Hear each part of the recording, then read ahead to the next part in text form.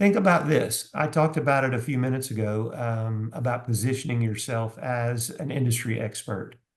Okay. So, Brandon, have you used the concept? Is there anything in your market that you do that you'd like to do more of? For instance, would you like to position yourself as this or that in the marketplace? Have you thought through that? That's a real important thing. If you guys only take one thing from the call tonight, I'd love for you to go home and say, I'd like to be known in my market for this.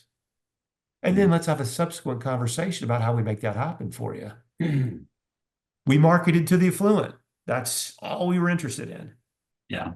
Yeah. I mean, for us, we've always tried to position, and I don't know if this is really the answer you're looking for, but try to put ourselves in a position of the premium full service white glove inspection company that one-stop shop, that whole concept.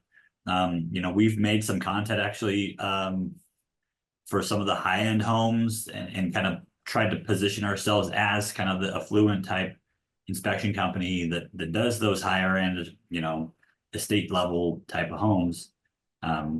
So that's where we've tried to become, and that also on top of that allows us to price accordingly, right? So what happens is with us, because I wanted to position our company, not that I want to, I did position our company to be the luxury home buyer. I identified people that sold luxury homes, that listed them and sold them.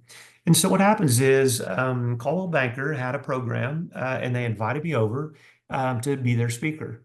And what happened was your home had to be listed by them and the home sales price had to be in excess of $1 million. Now, this was a few years ago. No. Okay. And I was the only speaker. Okay. And what I did was talk to them about things that they could do to their home. Basically, think about pre-listing inspection conversation. Okay. What things could you do today to make that $1 million+ home more sellable? Okay. From a home inspection perspective.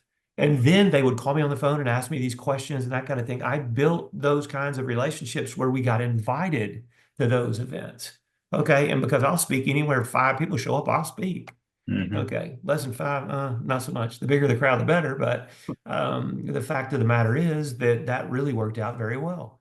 Now, a lot of times, as just a charity thing, we did one thing or the other. For instance, I spoke a ton at a seminar for people that weren't in our market. They weren't our target audience, but they were people that were credit challenged and other things and they couldn't buy a house today, but they were working toward it through this specific program.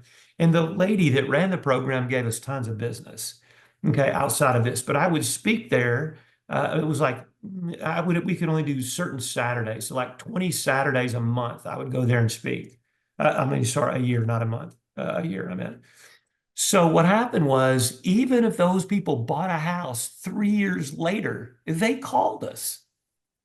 Okay, so these are the kinds of, once you identify what's your niche in the market, start looking who has these types of properties or who you can connect with.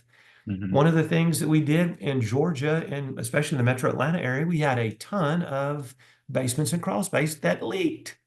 Okay, so you know what I did? I did 5 webinars with the top waterproofing company president in the Metro Atlanta area. And we talked about everything. We enjoyed it. He was a great guy. We enjoyed each other's company. We laughed. We told these stories, but people took away information that they could use. Okay, so what happens is we put that on our website. He put it on his website, and guess what? People that were buying those homes, especially luxury homes with a problem, we got calls, and so did they. And they would refer us for inspections too. So once you identify what's my niche, find people who are involved in that. Okay, I mean, Rich always marketed the Historic Society, other places, so he got known. All right, so think about what it is, but positioning is everything. See, when you don't position as yourself as an expert, you know what? You compete on price. How many of you guys like competing on price? Not me. Yeah. Hey, Joe, how you doing? Thanks. Here's what happens. I need a home inspection. How much does it cost? No, that's not the way we want the conversation to start. We want to say, hey, Joe, you know what happens is I got your name from Brandon. He thought you did a great job and recommended I call you. What I wanted to find out is, when could you come out? So when you position yourself in the market and people view you as the expert, price is a secondary consideration instead of a primary consideration. Okay, so positioning is a very, very important thing. The Savvy Inspector and now Home Inspector Help positions ourselves as a thought leader in the industry, as a company that provides action-oriented information for our clients to succeed, to increase their sales and profits. Okay, so that's how we're known, and we position ourselves in that more and more. Okay, so positioning is a very important thing. So I want you to remember the takeaway from this call really is, what are you going to be? What's your superpower? What is it you're going to get back to work and think through this? Okay, what can I do to position myself? Maybe you want to be the radon specialist. Maybe you want to be the known for pool and spa. You know, maybe you have a pest control company associated with your home inspection business, and you want to be the bug king, you know, or the termite king or queen. You know, you have to figure that out what it's going to be. But I would be, Keith, in your market, since you have luxury homes, I'd try to position myself there because the fees are a Right. lot better. And they don't care about the price. Agreed. The one today, I mean, I said, well, why did you pick us? He said, well, you're number one on the Google search. I said, okay. I said, but did you call number two? He says, yeah, but they didn't answer the phone. I said, okay. I said, in my office, provide you enough information to make an informed decision. And that's what it's all about. It's like customer service, just answering the phone, providing information to the consumer so they can make an informed decision, and have all the other tools on top of it. Say, oh, you're bringing a termite guy, you're doing the pool, you're doing the generator, you're doing the mold. I don't need to go anywhere else. I think that's where the niche is in the industry. Being there and being present, have a good internet presence, and going forth that way. So I Again, couldn't agree more with you. On the back end, Ken, doing all the Facebook ads and the constant, specials that we run on Facebook, mold inspections, and, giving, a discount on a home inspection. That brings a lot of interest back to the consumer. I think that I would love to see you be able to replace ads with organic search. And content marketing is one of the way to do it. See, here's what happens with paid ads. People will say, I use Google ads, whether it's, pay-per-click or whatever. And I would say, well, how did that work out? And first of all, they don't track. So they say, oh, I think we made some money. And I said, okay, well, great. What kind of clients did that bring you? Well, they weren't that great. And I said, well, how come? And he said they were price driven. So ads are really like the old yellow pages. Okay, they don't know anything about your firm, and they know they need an inspection, so they're going to call on somebody who's got something cheap. But you guys know, and I know, that good quality isn't cheap. I mean, it's just not. Good quality is good quality. It doesn't have to be excessively priced, but it has to be. You're not going to compete with $199 any home plus we'll give you a free re-inspection. I mean, that's idiotic. Nobody. I mean, hell, every one of you got them in your market, and they're probably doing it now. But see, here's the thing. Okay, so when somebody comes and you're in the number one position in Google, or you're in the top three, in Google Business Profile. So what happens? This is where it's so important for you to have a converting website, because most consumers first look at your reviews and then they go and look at your website. Okay, and so if the content hung on your website resonates with them, then that lead converts into a sale. So I asked one of our workshops, one of the last workshops we did before the COVID thing, I asked, how many of you had 100 more or people that booked online without you ever talking to the client? And they raised their hand. And I said, keep your hand up. How many had 200? They had more hands came up. How many had 300? Hands came up. More than 300 home inspections were booked on these folks' websites that we did, because the content resonated with the home buyer. Yeah. Okay, so what I want them to do is, yeah, I want them to go to Google, but I want them to solidify the decision based on that converting website. So when they Well, call you, they're predisposed. oh, I agree with that. I'm agreeing with that. They do the search on Google, then they find us on the website and they look at our reviews, then they go straight to our website and schedule. And that's where people miss it a lot of That's times. what we're having, tremendous success in. Yeah. And think about this. If you have a website that, I'm just going to use the straight up word, shitty, that doesn't convert anything, you pay for ads, you go to drive them to the website, and for goodness sakes, they drive them to the homepage, which is the worst. Then what happens is they don't convert and they can't understand why their ads don't convert.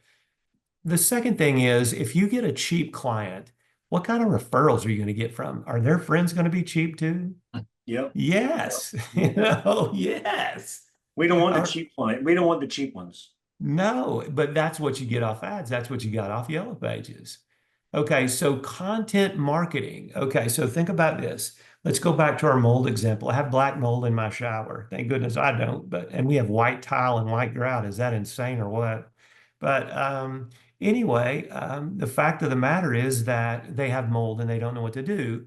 Okay, or they see mold in a home they're buying. Okay, or thinking about it. They go in and type in this article or type in these keyword searches. Okay, and we can tell you exactly what they're typing in. And then what happens is they read your article. Now, Google recognizes your IP address and they recognize the searcher's IP address. So if your IP address is close to the searcher's and you publish that article, it's going to show up in the search engines for a local audience to read. So the person reads all about your article, or reads your blog post or watches your video, and then you could drive them to a specific landing page. So if you do mold, okay, I'm going to call it indoor air quality. Why wouldn't you set up a page not just for buyers and sellers, but for allergists, No. for others? Have a landing page that appeals to a broader audience. But if you drive somebody to your homepage, I'll give you an example. I didn't know what Forex trading was. So some of my friends are involved in Forex. And so I said, I want to learn about it. So I looked on the internet, I typed in, Forex trading, and an article came up that was very interesting. The meta tag was good and the description of the article was good. I clicked on the link. It was a paid ad. I clicked on the link and it took me to their homepage. I couldn't find anything about Forex trading. So you know what I did? I left. Hmm. And you know what they did? Paid for a click and lost a potential customer. When we drive people to information or content that they're not interested in, we don't win. Okay, that's how powerful it is. But do you think people are searching the internet for things they want to know? Man, Oh, it's yeah. crazy how much I'm on there. I'll get on YouTube even and try to find a quick solution for something like how to or whatever. And it's constant. Like if you think about it, I do it all day.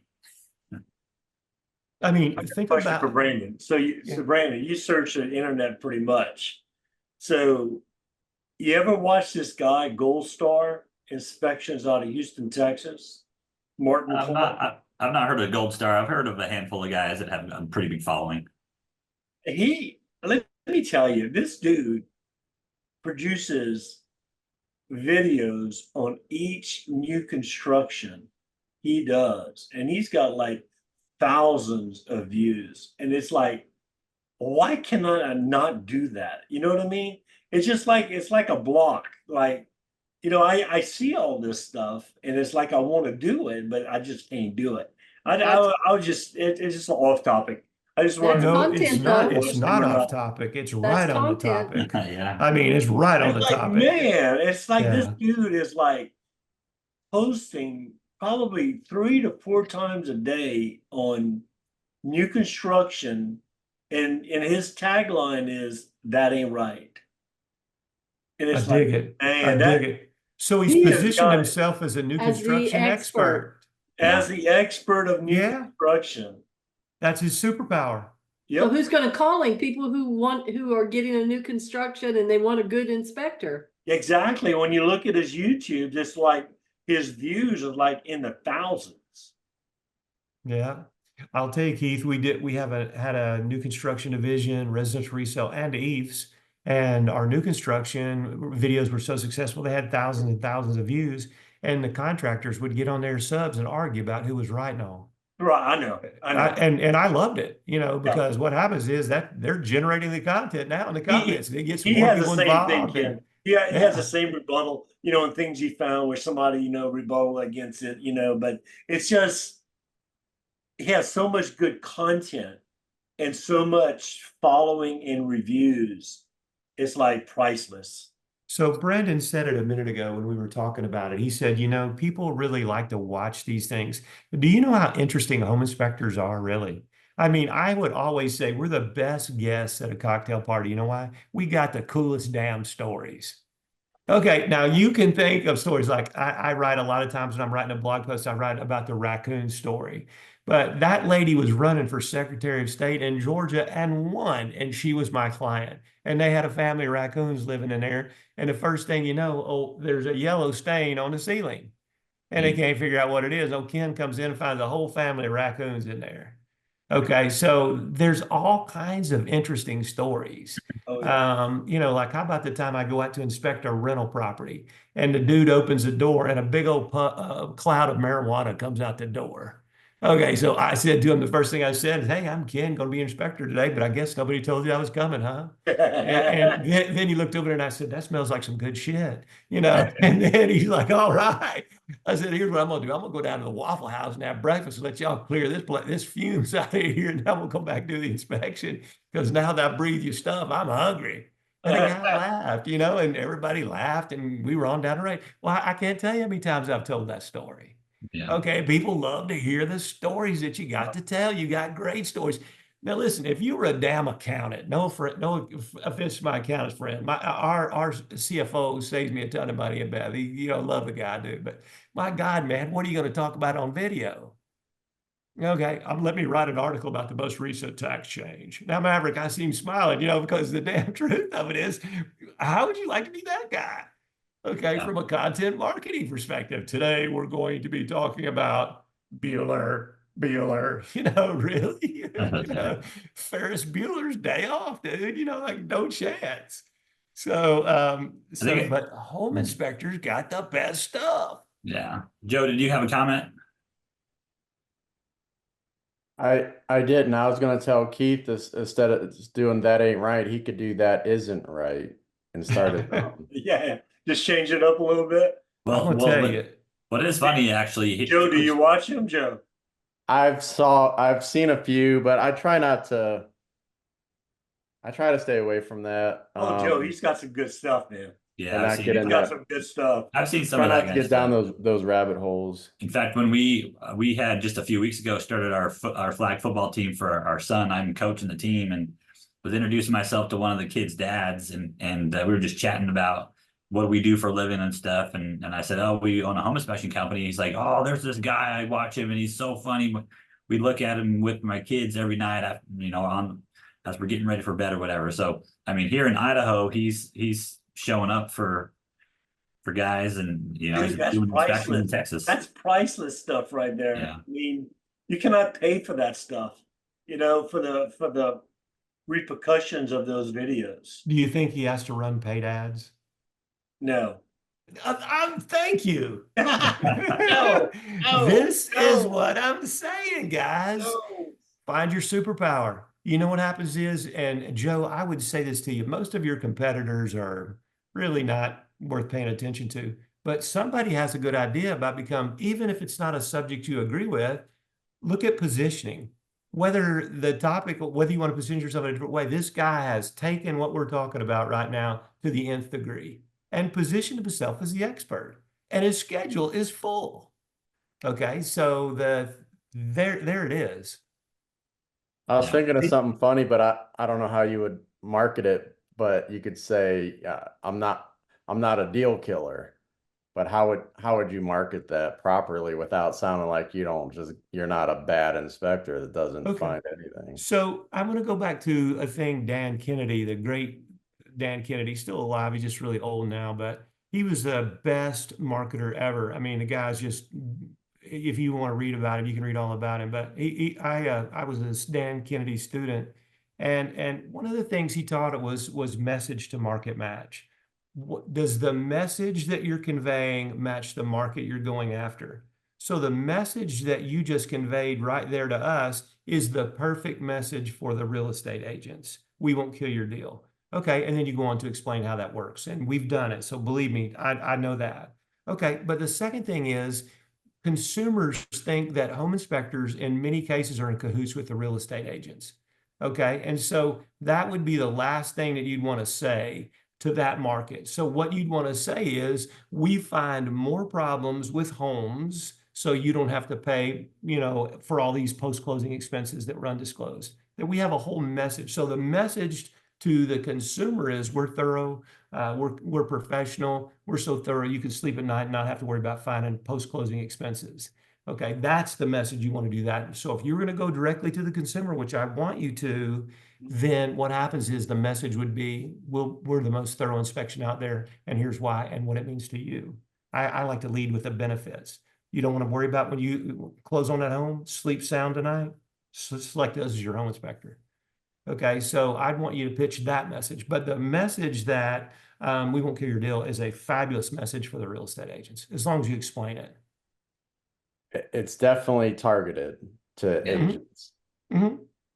Yeah, definitely. And you can do that. I mean, that's a very good thing, because what it really means is this, and I said it to a million agents over the years, we won't kill your deal. And I'd say it right out loud in meetings. And I said, but let me explain to you what that means. Let me ask you this. When the home inspector makes mistakes on the inspection and the client calls you back, how do you feel about that? Well, I feel terrible. Well, do you call the home inspector? Yes. And have you ever seen any of the situation any good come from that situation? Not really. And I said, do you lose that client as a sphere of influence? And they say yes. So I said, here's our goal. Our goal is to be thorough, but not nitpicky, so that you don't get callbacks. Okay. And that's what we mean. We're not going to kill your deal. We're going to be thorough, but we're not going to be nitpicky, because if we're nitpicky, that's no good. And if we're not thorough, you get callbacks and you lose a potential client as a referral source. So if you explain it like that, they get that completely. Okay. So, but you do start off with what happens, because I don't know if you read nonverbal body language. 80% of what's communicated is nonverbal. So you see these old women sitting around in the sales office, they got their arms crossed like this. They got their arms crossed. They ain't listening to a thing you say. So I would go into a real estate office and said, I really feel bad for you guys. And they're like, what's this home inspector saying? And I'd say, you know what?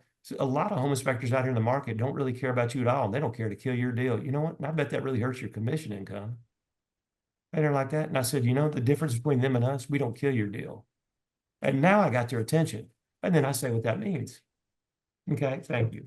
But it's a message and market match, and that works very, very well. And it's the same way on positioning. You've just positioned yourself with the real estate agents as a non-deal killer. So that positioning is perfect for that market. I think you should keep doing it. If you're not doing it, you should do it more. So, but I'd like for you to find something else in the market that you could position yourself as well. Okay, whatever that happens to be, I don't know.